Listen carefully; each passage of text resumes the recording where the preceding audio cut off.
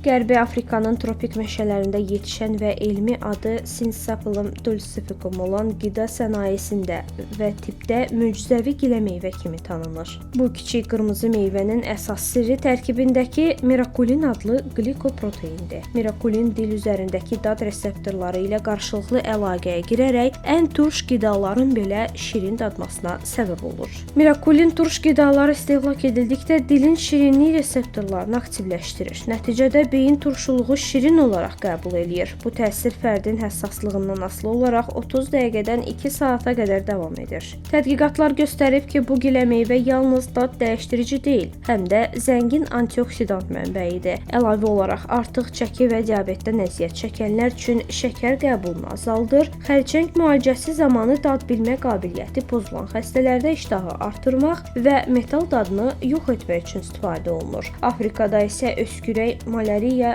və sonsuzluq əleyhinə ənənəvi vasitə kimi tanınır. Mütəxəssislər uzun müddətli təsirlərin tam öyrənilməsi üçün daha geniş klinik sınaqlara ehtiyac olduğunu bildirib.